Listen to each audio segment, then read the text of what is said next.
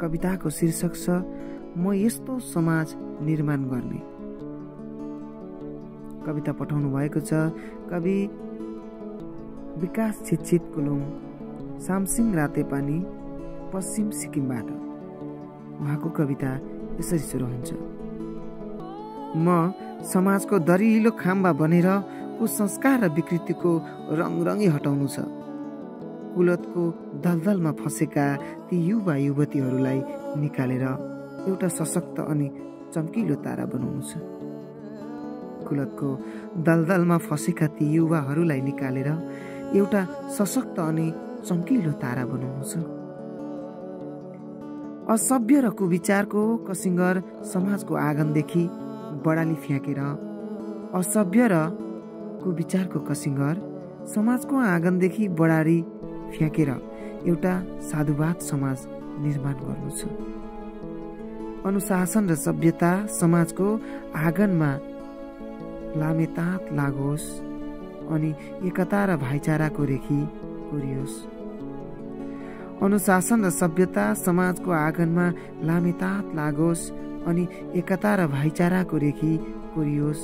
सबैको विचारधाराले एक खोल्सा बनेर समाजको निम्ति एउटा समतल पोखरी बनोस्, ताकि तिर्खाएका ती अहङ्कारी र घमण्डीहरूको तिर्खा मेटियोस्, ताकि तिर्खाएका ती अहङ्कारी र घमण्डीहरूको तिर्खा मेटियोस्।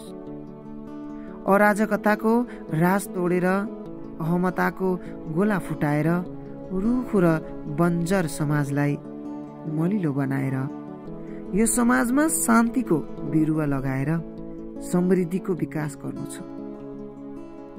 यो समाजमा शान्तिको बिरुवा लगाएर समृद्धिको विकास गर्नु छ। समाजलाई हात मिलाएर होइन, हातेमालो गरेर लानु छ। किनकि यो समाज जता ढल्क्यो त्यतै ढल्किन्छ। त्यसैले सशक्त दरिलो समाज बनाउन जरुरी छ। त्यसैले सशक्त दरिलो समाज बनाउन जरुरी छ। किनकि भविष्यमा मान्छेको हावाकुराले सुन्दर समाज नढलोस्।